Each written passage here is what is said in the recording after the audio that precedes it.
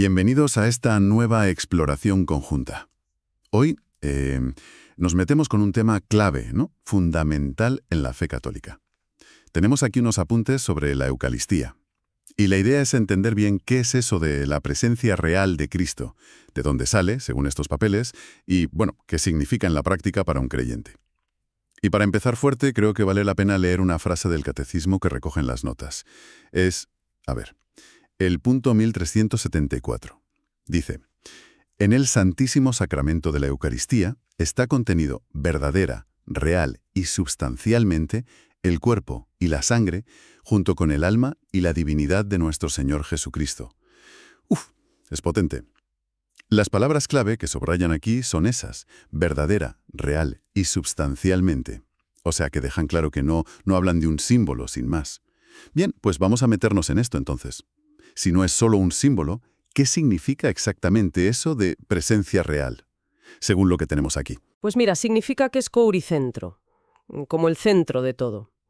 El corazón, dicen, de la vida cristiana. Los apuntes citan otro número del Catecismo, el 13.224, que lo llama fuente y culmen de toda la vida cristiana.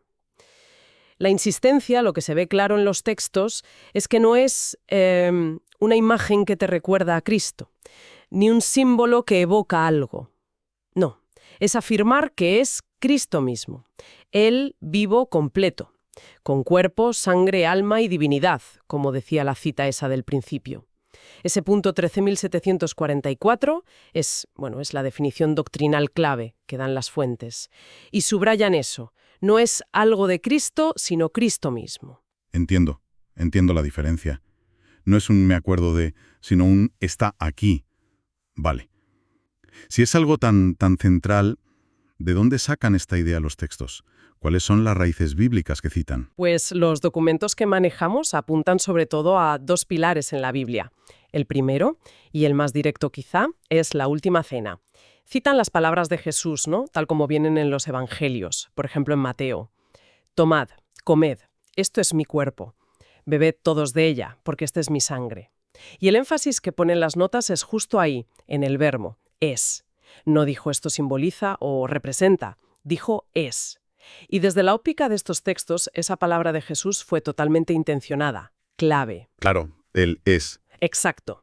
Y junto a la Última Cena, las fuentes le dan muchísima importancia a San Pablo, a lo que escribe en la primera carta a los Corintios, en el capítulo 11, porque no solo recuerda las palabras de Jesús, sino que añade algo que estos apuntes ven como crucial: una advertencia muy seria. Quien coma el pan o beba el cáliz del Señor indignamente será reo del cuerpo y de la sangre del Señor.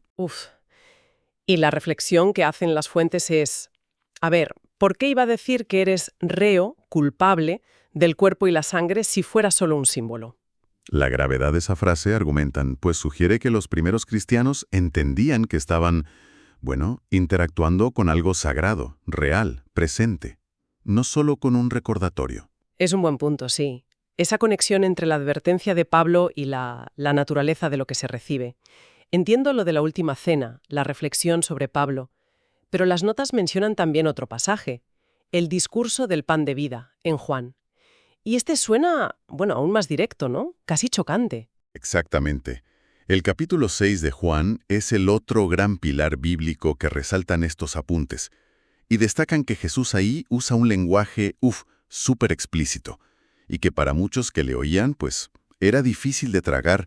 Repite frases como: yo soy el pan vivo que ha bajado del cielo, el que coma de este pan vivirá para siempre, y el pan que yo daré es mi carne para la vida del mundo. Y luego insiste: mi carne es verdadera comida y mi sangre verdadera bebida. El que come mi carne y bebe mi sangre permanece en mí y yo en él. Son afirmaciones muy físicas, ¿verdad? Sí, suena muy literal. Y aquí las fuentes subrayan dos cosas que ven muy importantes. Primero, la reacción de la gente. El Evangelio dice que hubo, quejas, escándalo, y que muchos de sus discípulos se volvieron atrás y ya no andaban con él. O sea que sus palabras dividieron, hicieron que gente se fuera. Vaya. Y segundo, y esto lo remarcan mucho, ¿qué hizo Jesús ante eso? Pues no suavizó nada. No dijo, tranquilos, es una forma de hablar, una metáfora, ¿qué va? Al revés, se reafirmó, e incluso les preguntó a los apóstoles, a los más cercanos, si ellos también se querían ir. Para la interpretación que dan estos documentos, esa negativa de Jesús a rebajar la literalidad, incluso aunque perdiera seguidores, es una señal muy fuerte de cómo quería que se entendiera eso de comer su carne y beber su sangre. Esa lectura del contexto de Juan 6 sí, es potente. La idea de que Jesús prefirió mantener la literalidad antes que evitar el escándalo o perder gente. Vale, tenemos las bases bíblicas según las fuentes, pero esta interpretación tan literal, ¿caló rápido en la iglesia primitiva o fue algo que se desarrolló después? ¿Qué dicen los documentos de los primeros siglos? Pues según estos textos que estamos viendo, hay testimonios muy tempranos que apuntan a que esta creencia en la presencia real estaba ya, bastante extendida desde el principio. Se apoyan en lo que llaman los padres de la Iglesia, ¿no? Los escritores cristianos de los primeros siglos. Citan, por ejemplo, a San Ignacio de Antioquía, un obispo de principios del siglo XII, que murió mártir, hacia el 110. Y en una carta suya, hablando de gente que no estaba de acuerdo, dice que se abstienen de la Eucaristía porque no confiesan que la Eucaristía es la carne de nuestro Salvador Jesucristo. O sea, bastante claro lo que él creía. Ajá. Desde muy pronto, entonces, sí. Y también mencionan a San Justino Mártir, un filósofo cristiano que escribía hacia el 155. Describe la misa del domingo, digamos, y dice: del pan y el vino consagrados no los tomamos como pan común ni como bebida común, sino que hemos aprendido que son el cuerpo y la sangre de aquel Jesús que se encarnó. Y un poco después, hacia el 180, citan a San Ireneo de León, otro obispo importante. Habla de cómo el pan, cuando se invoca a Dios sobre él, ya no es pan ordinario, sino Eucaristía, constituida por dos elementos, terreno y celestial. Lo que estas fuentes quieren destacar es eso, ¿no? Esa continuidad, desde la Biblia, pasando por estos primeros testimonios. Entiendo la línea, claro.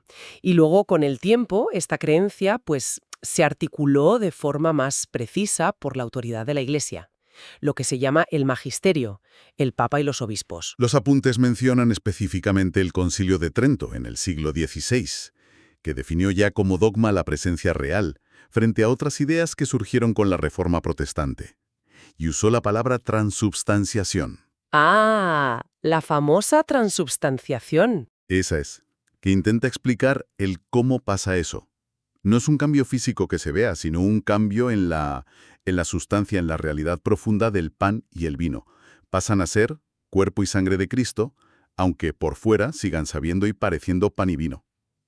Y ya mucho más reciente, el Concilio Vaticano II, a mediados del siglo XX, en el documento sobre liturgia, Sacrosanctum Concilium, reafirmó esta doctrina. Dijo que Cristo está presente de muchas formas en la Iglesia, pero sobre todo bajo las especies eucarísticas. Vale, entiendo la línea histórica que dibujan. Biblia, padres de la Iglesia, magisterio definiendo y reafirmando. Claro, es la visión católica que presentan los documentos. Pero es inevitable pensar que, como has dicho de pasada con Trento, no todo el cristianismo lo ve así hoy. ¿Hablan las fuentes de esas otras interpretaciones? Sí lo hacen, aunque de forma breve. Señalan que, sobre todo desde la Reforma Protestante del XVI, pues surgieron otras maneras de entender la Cena del Señor. Indican que algunas corrientes protestantes la ven más como un acto simbólico. Un memorial muy importante del sacrificio de Cristo, sí, pero donde su presencia sería espiritual o se daría en la fe de la persona que cree. No real y sustancial en el pan y el vino mismos, como sostiene la doctrina católica que reflejan nuestras notas. Y frente a esa visión más simbólica o espiritual, ¿cuál es la respuesta o el argumento que exponen estos apuntes desde la perspectiva católica? ¿En qué se apoyan para mantener esa afirmación tan fuerte de presencia real y sustancial? Pues la argumentación católica que reflejan estas notas vuelve a los puntos que ya hemos comentado en realidad. Primero, insisten en la interpretación que ven literal de las palabras de Jesús. Esto es mi cuerpo. Entienden que el verbo ser aquí significa identidad, no solo representación. El famoso es. Eso es. Segundo, vuelven a la advertencia de San Pablo en Corintios, a lo de la comunión indigna.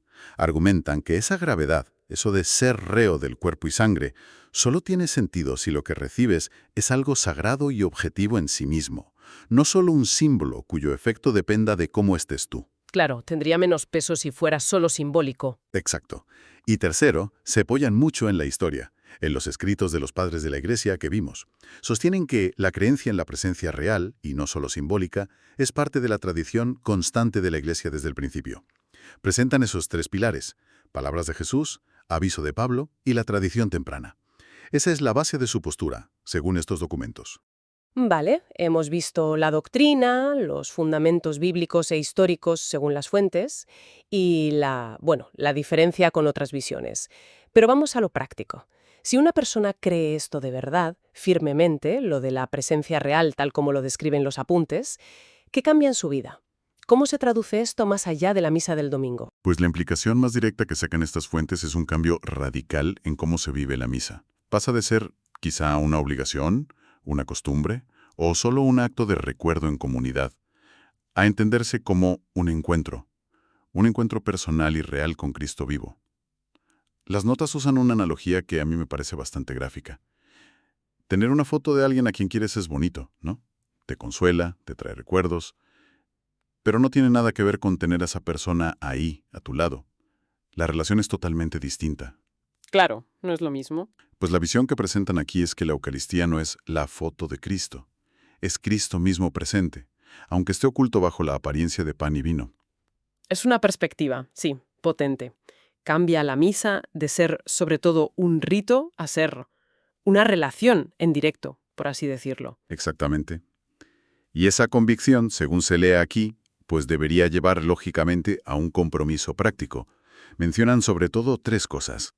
Ir a misa con una fe activa, consciente de con quién te encuentras, no de forma pasiva o distraída. Prepararse bien para comulgar. Dentro de la práctica católica que describen las fuentes, esto significa estar en estado de gracia, o sea, confesarse si tienes conciencia de algo grave, y acercarse con respeto, humildad, en oración. Ajá. La práctica de la adoración eucarística fuera de la misa, o sea, dedicar tiempo a rezar delante del sagrario, donde se guarda el Santísimo. Esto lo presentan como una forma coherente de alargar ese encuentro, de reconocer esa presencia que, según la fe católica, sigue ahí mientras dure el pan consagrado. Muy bien. Pues para ir resumiendo nuestra exploración de hoy, basada en estos apuntes, hemos visto a fondo la visión católica de la Eucaristía, presentada no como un símbolo, sino como la afirmación de la presencia verdadera, real y sustancial de Cristo. Hemos repasado los fundamentos bíblicos que se dan, la Última Cena, Juan 6, San Pablo, los testimonios históricos de los primeros siglos que parecen apoyar esta idea y cómo la Iglesia, con su magisterio, ha definido y reafirmado esto a lo largo del tiempo. Sí, los textos la presentan siempre como el pan de vida, un alimento espiritual que, según esta doctrina, no solo recuerda a Cristo, sino que te une íntimamente a Él. Lo describen como algo que nutre por dentro, que puede transformar a la persona y que además une a los creyentes entre sí. Forma el cuerpo de Cristo, que es la Iglesia. Por todo eso, la consideran, absolutamente central, esencial para vivir una vida cristiana plena, tal como la entienden estas fuentes. Y como reflexión final, una pregunta que me surge de todo esto que hemos hablado, ¿no? Y de lo que dicen las fuentes. Si se acepta esta afirmación tan rotunda de la presencia real de Cristo en la Eucaristía, ¿Cómo podría esa convicción personal, si se vive de verdad, influir no solo en cómo se va a misa, sino en cómo se afrontan los líos de cada día, las relaciones con los demás, la propia relación con lo trascendente en medio del mundo? Es algo en lo que quizá valga la pena pensar un poco. Bueno, pues hasta aquí nuestro análisis basado en las fuentes que teníamos. Esperamos que esta conversación haya servido para aclarar un poco y dar perspectiva sobre este tema tan importante dentro de la fe católica. Gracias por acompañarnos.